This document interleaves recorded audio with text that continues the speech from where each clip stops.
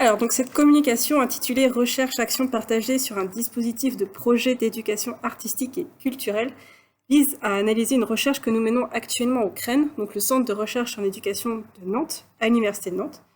Donc c'est une recherche qui est menée avec une double approche sociologique et didactique, et avec une démarche compréhensive. Donc la recherche est réalisée dans le cadre d'une commande d'évaluation des effets d'un dispositif de projet d'éducation artistique et culturelle par une ville de l'ouest de la France. Donc dans cette présentation, nous tenterons de caractériser cette étude de recherche action partagée à partir d'un panorama de recherche collaborative proposé par Boilvin. Et nous recourrons également aux réflexions déployées par Gouagouf et Vinati et Morissette, donc à propos des recherches collaboratives. Donc cette communication s'organise en 3 temps. Donc, dans une première partie, nous présenterons le contexte de notre étude en la caractérisant à partir du panorama de Boilvin. Dans une seconde partie, nous poursuivrons ces analyses à partir des apports de Gouagouf et de Béguin. Et nous terminerons donc par une discussion à partir d'un article de Vinati et Morissette. Et puis nous conclurons. Donc cette recherche répond à une commande d'une ville de l'ouest de la France qui souhaite évaluer les effets perçus de l'éducation artistique et culturelle, l'EAC, par les différents acteurs qui y participent et qui y contribuent, donc les enseignants, les élèves et les différents intervenants EAC. C'est une recherche qui a 2 objectifs, identifier et analyser les effets de la démarche EAC mise en œuvre donc dans cette ville, et élaborer des indicateurs et des outils d'évaluation nous permettant d'évaluer chacun des projets EAC de la ville. À noter aussi que dans le cahier des charges, on demandait une action partagée, une recherche-action partagée, où acteurs et chercheurs doivent collaborer pour concevoir ces outils d'évaluation. Nous avons donc cherché à caractériser cette recherche à partir du panorama proposé par Boilvin, où il examine les différents types de recherche collaborative. Et donc dans ce panorama, notre recherche collaborative s'approche du Design-Based Research, ou les recherches orientées par la conception. Nous avons cherché à caractériser notre recherche à partir de la typologie de Boilvin. Alors au niveau des enjeux, il s'agit bien de mobiliser la recherche pour proposer un outil permettant d'évaluer un dispositif, et en fait tous les dispositifs de la ville. Il s'agit également de produire des connaissances scientifiques sur la mise en œuvre de l'éducation artistique et culturelle à l'école primaire. Au niveau des objectifs, il s'agit bien de co-construire un outil d'évaluation. Donc, chercheurs et acteurs de terrain co-construisent cet outil d'évaluation pour évaluer donc, les effets de la démarche PEAC de cette ville. Il s'agit d'un processus itératif, puisque nous allons proposer un premier outil d'évaluation qui sera testé et amélioré par la suite par rapport au retour des acteurs de terrain. Le rôle des chercheurs, c'est de mobiliser les outils de la recherche.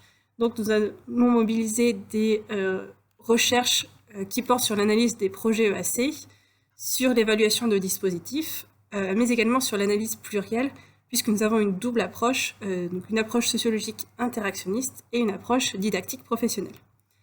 De leur côté, les enseignants vont participer à la construction de l'outil d'évaluation et ils vont donc pouvoir rendre compte des difficultés rencontrées sur le terrain pour donc améliorer notre outil d'évaluation.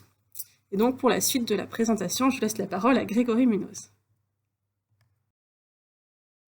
En effet, nous nous sommes penchés donc sur les travaux de Gouagouf qui s'intéressent à la co-conception en tant que vecteur d'évolution du pouvoir d'agir potentiellement du point de vue des acteurs.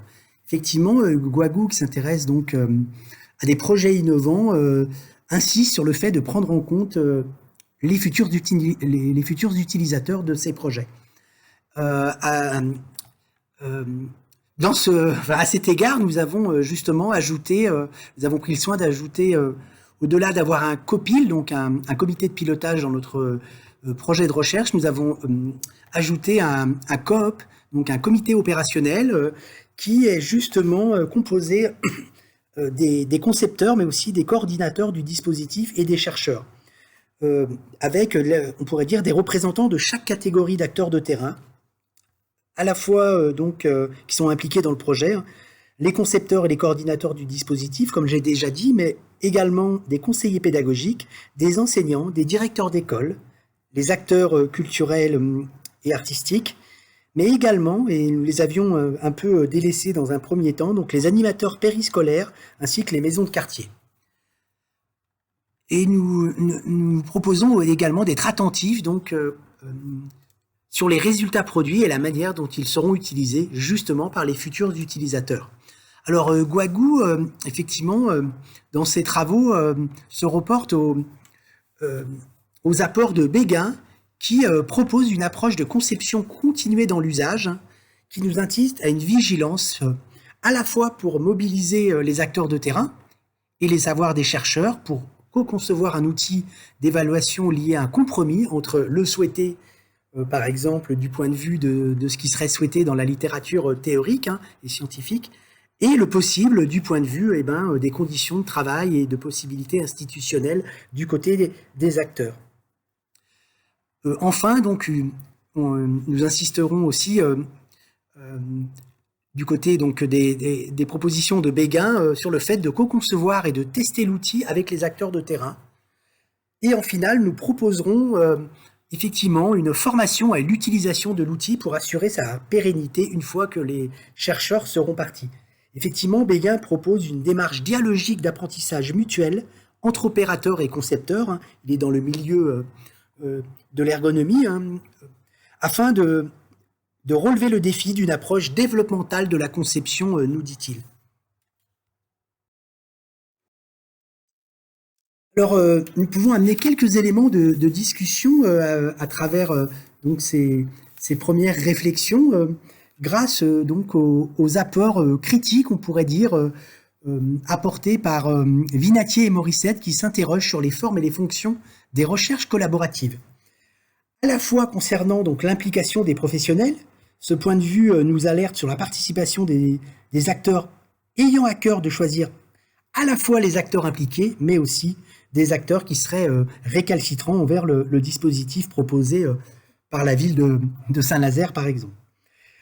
Enfin, du côté du changement des liens entre pratique et théorie, donc il apparaît difficilement concevable de déterminer des éléments d'évaluation de la démarche PEAC mobilisant l'art à l'école, sans prendre en compte le point de vue des acteurs et leur expertise sur cette thématique. Enfin, concernant la recherche partenariale, nous aurons cœur à évacuer le dualisme qui pourrait exister entre chercheurs liés à la théorie et à l'analyse d'un côté et professionnels englués dans les pratiques ou les difficultés de prise de recul, en travaillant ensemble à l'élaboration de fins communes et à leur concrétisation. Ici, justement, les outils d'évaluation au sein du projet EAC, avec la mise en place, sans doute plus longue, mais fondatrice d'une égalité de pratique. Enfin, une question autour de comprendre pour transformer. Jusqu'à quel point est-il nécessaire d'aller pour comprendre avant d'être en mesure de transformer au mieux donc, la situation qui nous occupe. Et cela rejoint donc les propos de Guagou sur le temps de l'évaluation qui ne correspond pas toujours au temps des politiques, effectivement. Et je vous repasse la parole donc, pour une conclusion à Marine. Alors donc pour la conclusion et la discussion, nous vous proposons d'échanger à partir de 2 questions. Donc la première, de quel système de ressources déjà existants les acteurs disposent-ils pour évaluer les projets EAC? Donc c'est l'idée que les interactions de dialogue au sein de l'équipe de l'ingénierie coopérative se nourrissent de ce que chacun est en capacité de partager, de s'approprier, pour mener une enquête commune sur le ou les savoirs au cœur du PEAC. Donc en fait, chaque acteur devient alors au cours de cette étude, un savant, un expert, un ingénieur de ce qui est à transmettre et ainsi de ce qui est à évaluer. La seconde question, donc comment permettre que les artefacts co-conçus dans le cadre de la recherche-action soient inscrits dans les pratiques des acteurs. Donc là, l'idée, c'est qu'il n'est alors plus question de voir chacun s'emparer des outils co-construits en appui des diverses représentations et outils mis à disposition, mais de faire fonctionner des outils d'évaluation construits. Donc de faire fonctionner ces outils d'évaluation construits. Ce qui relèverait alors d'un arrière-plan partagé, construit avec l'analyse coopérative de l'œuvre commune. Et donc nous vous remercions de votre attention. Et donc voici la bibliographie de cette communication.